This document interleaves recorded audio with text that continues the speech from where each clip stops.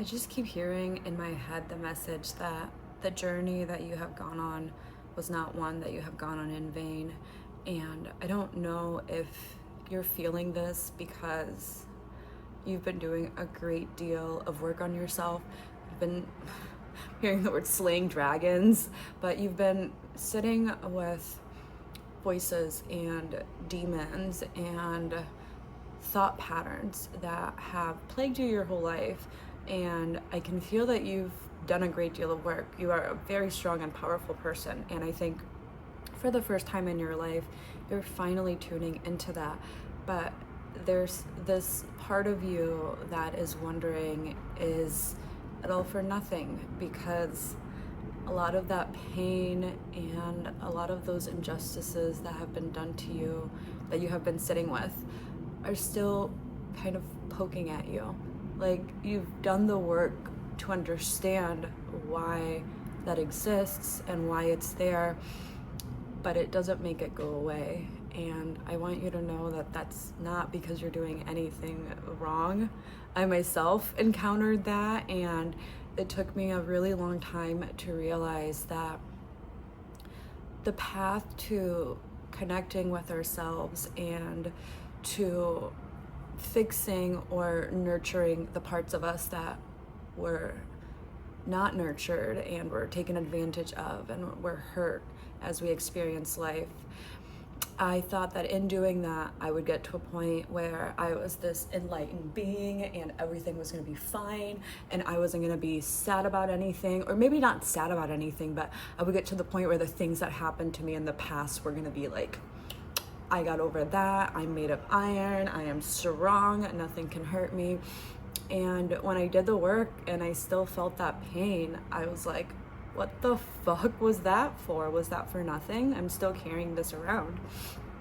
And in walking through the world and feeling that disappointment, I began to realize that erasing that part of me, or getting to the point where I would be this iron lady that felt nothing, wouldn't be true to me. That would erase so much of what has made me. And I'm not saying that we need to experience trauma or awful things to become these strong people, because in theory we should never have endured the things that we did.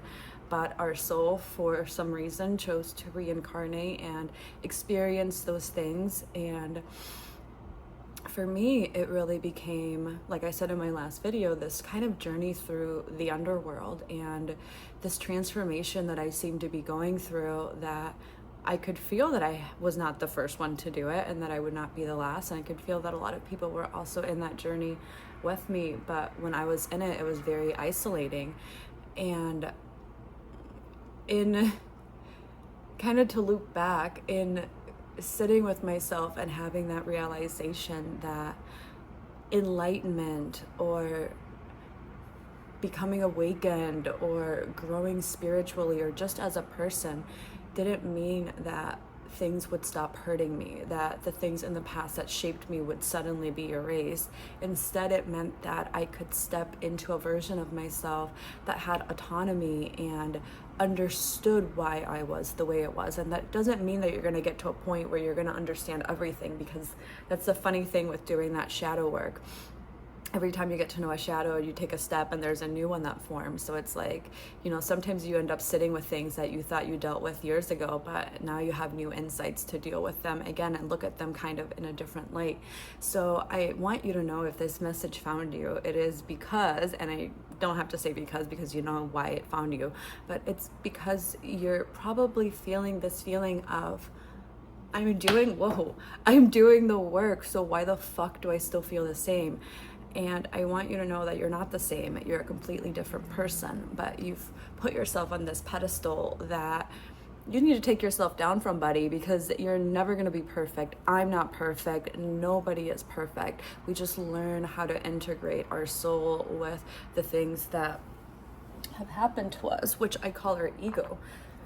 And you're never going to get rid of your ego. So long as you are here on earth, your ego will be a part of you. And your ego is not something that is a bad thing, how society has kind of made it out to be, like this whole ego death. Like, that's such a funny concept to me, because like I said, so long as you are on planet earth, you will deal with an ego, because that's how your brain has learned to get through life. And it's all about getting to the point where your ego and your soul are in unity and there's balance there. So it's, instead of letting your ego steer the ship, it's how can I let my soul steer the ship? And in merging these two, you get to a point where, yeah, your ego still shows up, your ego is still there, but so is your soul. So you're not just operating from one, you're operating from both. And it, like I said, it doesn't erase who you are. It just gives you a new, fresh understanding about the patterns and the things that happen to you. So if you're at a point where you are doing all of this work and you're not seeing the results, or you're still feeling like you're the same person, it's not because you're doing anything wrong.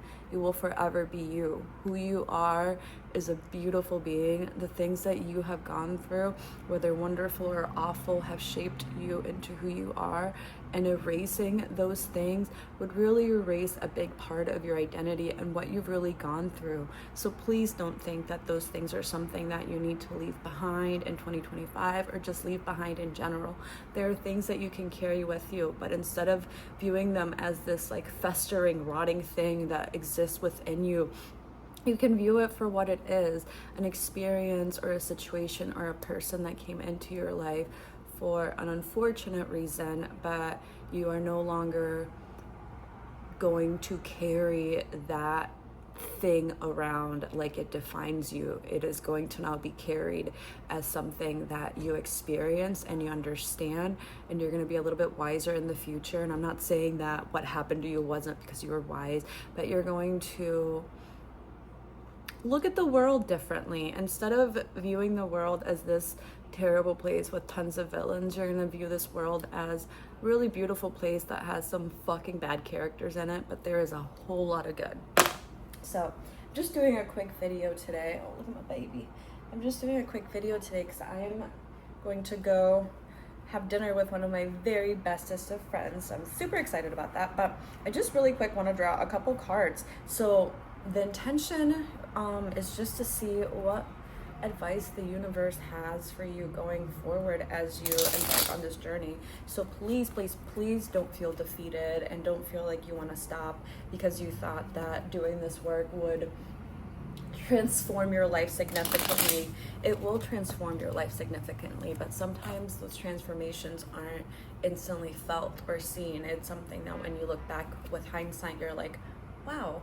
Or when things finally start to line up, you're like, wow, thank God I stayed on that path, because had I derailed from it or given up, I wouldn't be where I am now. So let's set a little bit of intention. I ask the universe that your spirit guides come into this space if they have not yet, and that my spirit guides come in, and that we get a message for your highest good and for your highest good only. And like I always like to say in my tarot readings, energy is always fluctuating. So if the cards say anything that you don't like, then take that as feedback to kind of maybe course correct. And if the cards are like, yep, and you're like, yep, then bitch, keep doing your thing. Keep doing it. Don't change anything. But the future is never set in stone. So I want you to know that you are in control of your fate. You co-create your life with the universe. And that's why it's so important to kind of connect your ego and your soul, because when they're not connected and it's just your ego, you're not working with the universe. You're so stuck in this 3D matrix that, you know, bills and taxes become like your everyday reality.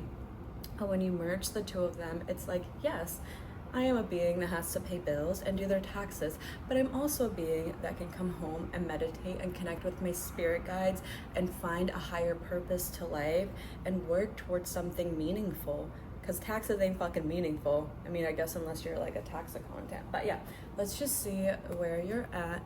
Any advice? Yeah, bitch. Yeah, I got the sun. The sun. Yeah, baby, you are being, yeah, in the bottom of the deck, Wheel of Fortune. Listen, you can't fuck this up. So I want you to know that first and foremost. The Wheel of Fortune, when I see that card, it is like anything you do, your angels will bend reality to make that path be a path that you are meant to be on. So know that you don't need to spend your time overthinking. You don't need to spend your time being like, what the fuck is happening? I would say trust your intuition.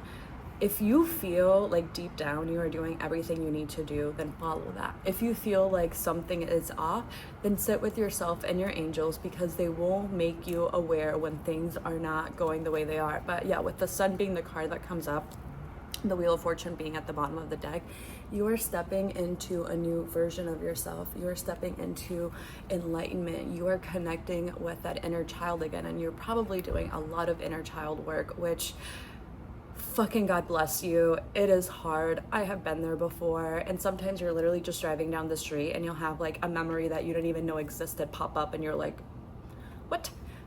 So yes, keep doing the work. Keep doing the work. They see you and they are so goddamn proud of you. Like, they are so proud of you. They want to cry. If I could just shake you and tell you how proud of you they are, you really are. And I know sometimes we hear those things and in the moment we're like, yeah, whatever. But I want you to really soak that in.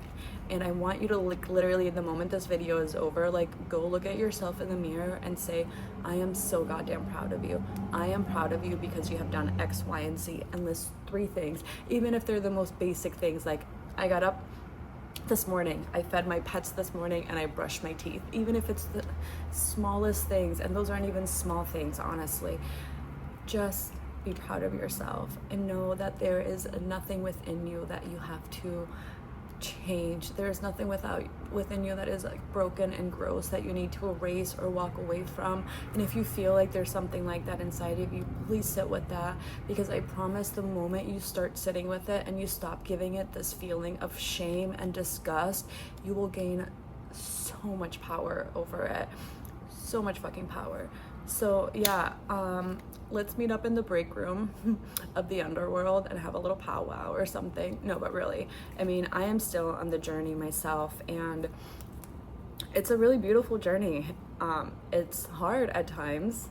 I'm not gonna lie, it's hard a lot of the time. Doing that shadow work is not very easy, and that's why a lot of people don't do it. But just know that, yeah, you can breathe, you can celebrate the small wins, really. Like, don't think that things have to be so grand and spectacular and stuff like that. Like, life unfortunately does not play out like it does in the movies. So know that if a little moment was a big moment for you, it's a big fucking moment for the universe. So yes, you are loved, you are so protected, and you're doing it right. So next time you are in a place where you are doubting yourself, or you're feeling like you should be further along, or you're feeling like, why am I still sad about something that for the last few years you've been telling yourself you're over it, it's okay. If an ex of yours really hurt you a few years ago and you suddenly realize that, like, fuck, I'm not really over that, and you start crying again, that's not a step back. That is such a big step forward. Or if it's something where your parents, you know, neglected you as a child and you thought you were over that, but the holidays brought up some old wounds and you're like, fuck, I thought I dealt with that and I thought I did the inner work, and now here I am back at square one. It's not square one. Like I said, it's just,